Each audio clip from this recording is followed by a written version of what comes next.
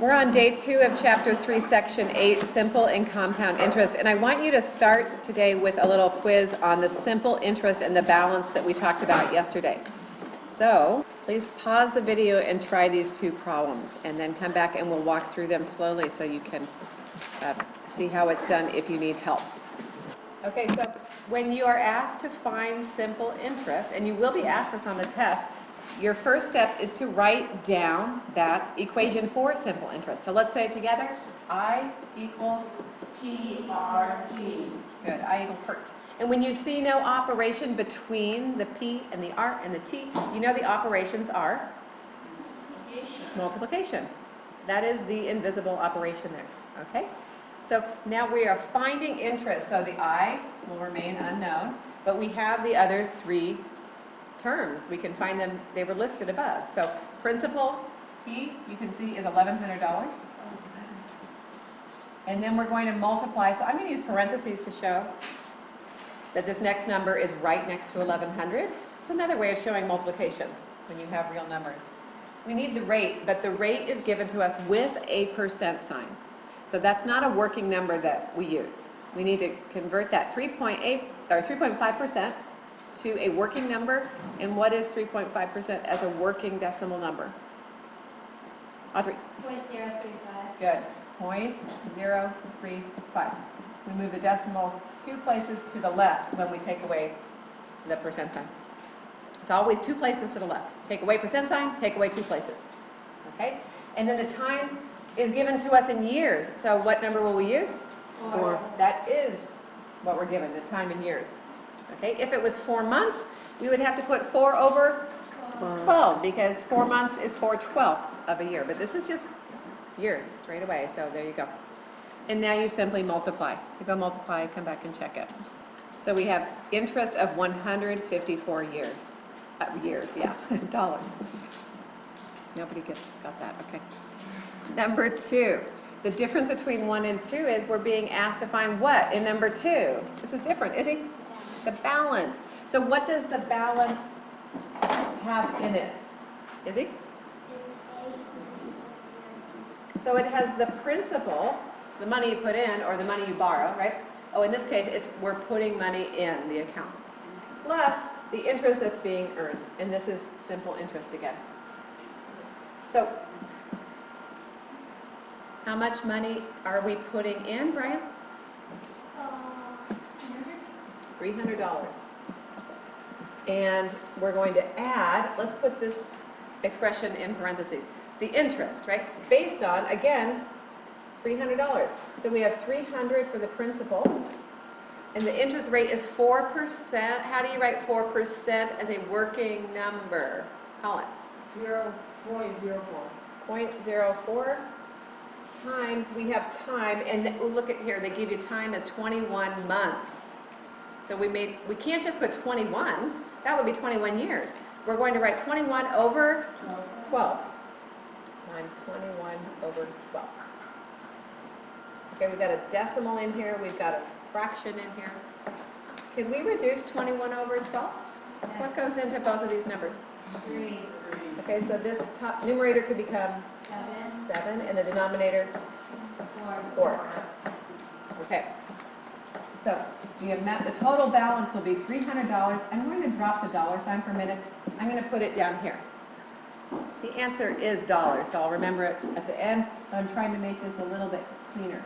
So we have 300 times, this says 0.04 times 7 over 4. So what is the denominator of 0.04? 1, right? There's a 1 under any number, even a decimal number. So can we reduce this a little bit?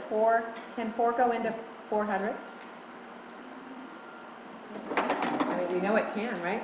4 can go into 400ths, and this becomes 0.01. 4 goes into 4 once, so 4 goes into 400ths, 100th time. So we really have 0.01 times 7, which is 0.07. Now, if you change 7/4 to 1.75, then you could do it that way. There's a lot of ways that you could multiply this. When you multiply 300 times 0.07, it's like 300 times 7, but then we have 2 decimal places, right? So what do you get, 300 times 0.07? Colin? 21. Anyone agree? 2,100. Is it 2,100? You've got to move that decimal, and it would be 21. So 300 plus 21, and that is 321. Okay, so does that make sense? You put money in the account after about a year and 9 months. You now have 321 in the account. That's nice, right? You've made money on your money, but the money you put in there is still there.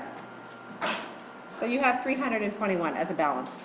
Okay, so take a moment to change all of these to years. Change the following to years. You're given information in months, but you're asked to change it to years. Very good, very good. Okay, so let's start with the first one. We have 9 months. 9 months. How do you change 9 months into years? Jake? You can turn over 12 and then divide it by 3. Because there's 12 months per year. So when you have a fraction like that where the units are months over year, the bottom kicks up to the top. And months are gone and you change it to years. So we're just simply dividing by 12, right?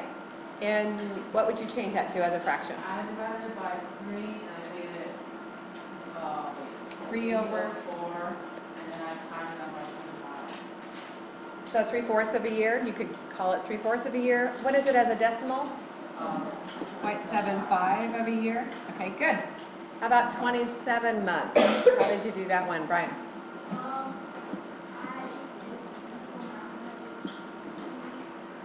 You did the same thing, right? Divide by 12 per year, and your answer is? Brian? Okay, so 12 goes into 27 how many times?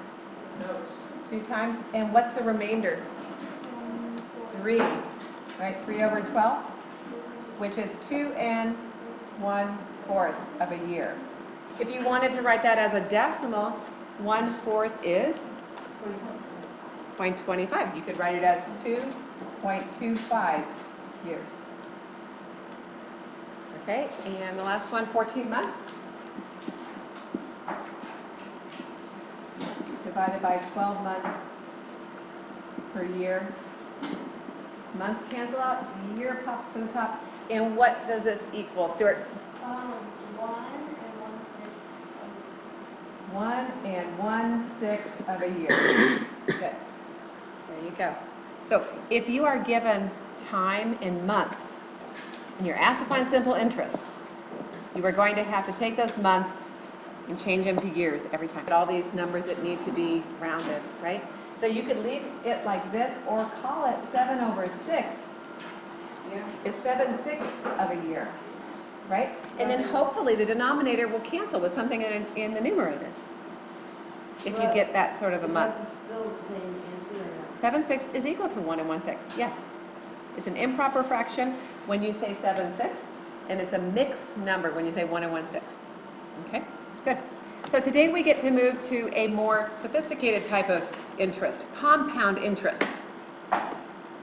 Compound interest is really cool because if you put your money in the bank and you earn interest on that money, let's say you put $100 in the bank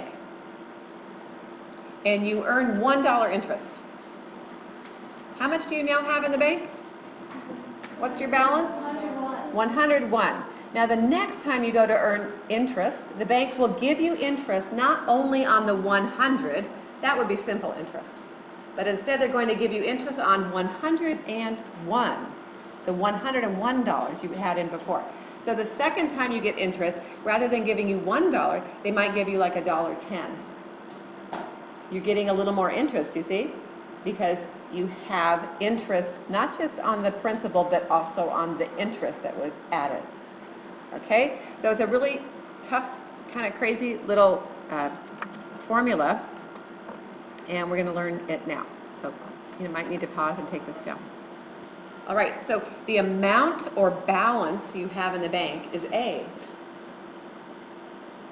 The principal is still the first amount you put in. That word principal means first. So the first amount you put in the bank, the big money you put in, right? Or in some cases, the money you borrow.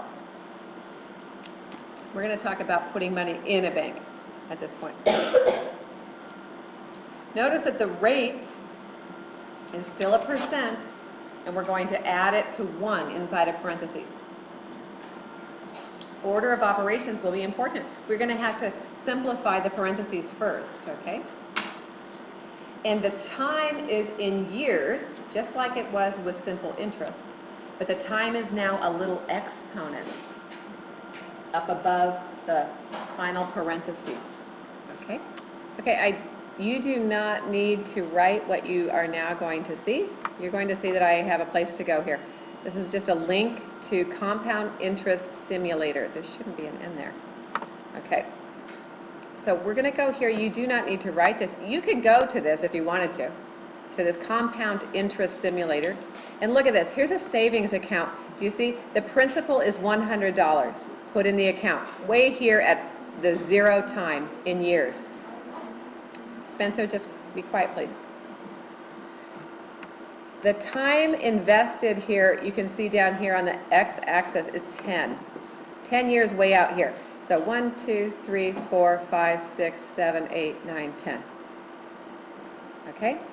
And then the interest rate that this person is getting in their savings account is 4.5%, which in 2014, no one is getting 4.5% interest. That sounds like a small number, but it's a really big number right now in the banking world. People are not earning that on their savings accounts. You're probably earning something less than 1% right now. You need to go find out. If you have a savings account, in many cases you're earning like 0.3%. Very small amounts, okay? It's because of the state of our economy right now. But look at what happens at 4% interest. This person put $100 in. Let's see. And it looks like they're adding $100 every year. Because do you see this green line? This green line is the principal plus contributions. So somebody is adding money to this account, okay? Each year they're adding some money, I guess. Over time they're adding money. So here's what it would be if they just put the money in a box in their bedroom. If you take your money and just put money in every month and put it in your bedroom, do you see how it will increase if you keep adding? But look at what happens if you put it in a bank where they will give you some interest. This is 4.5% interest. So over 10 years, if you didn't put it in the bank, you would have just $1,300. But if you put it in the bank, the total value here now is $1,668. Do you see? So this person earned, what's the difference between $1,300 and $1,668? $368. They earned $368 just because they let their money stay with the bank. The bankers invested it and got money back from borrowers and gave this person saving it money, just like they do you. Okay? Let's change this interest rate to something bigger. Let's say somebody could earn like 20%. Ooh, look at that. Do you see how much money they have now?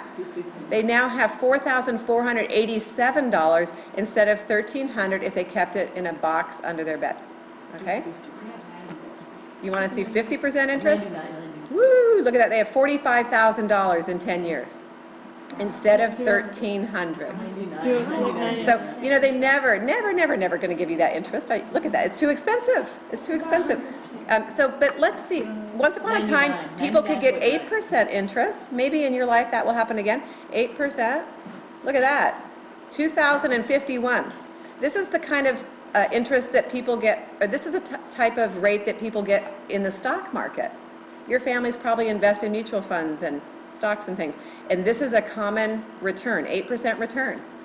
Look at that, 2,051 instead of 1,300 if you just put it in a box under your bed. Okay, so that's a pretty good return, 2,051. That's $751 difference. You will need to know this little formula for your test coming up. And then we'll keep revisiting this, like my algebra students are doing it again this year, again and again and again. And you will have it down after having done it many times, you know? But you can get this down for the test. You need to know the simple interest and the compound interest. So I'm going to allow you to use a calculator for this, yes? But you need to memorize this. A equals principal P times the quantity 1 plus R raised to the T. So each time you do a problem today, you must write this down. You must write this down. It's always going to be 1 plus R. Now, could R be a negative rate? Could you have a decreasing rate? Yes. In that case, it will feel like you're subtracting, okay? So our balance will be, what is the principal, everyone? The principal is? 800. And then the rate, again, we do not keep the percent sign, so tell me the rate as a decimal. 0.4. Nope, say it. 0.04, good. And the time needs to be in years. This time is in years, so we're going to put a 5 as an exponent. What is 1 plus 0.04? 1.04. That's not hard. My answer is going to be in dollars. I'm bringing it down. Now, don't forget we have this exponent. So what should we do first? What does PEMDAS, our orders of operations, say we should do first? Should we do the multiplication here or the exponent? Exponent. Right, so we need to do 1.04 to the 5th. Okay, so we input the exponent, 1.04 to the 5th, and then multiplied by 800. And there you go, 973.32.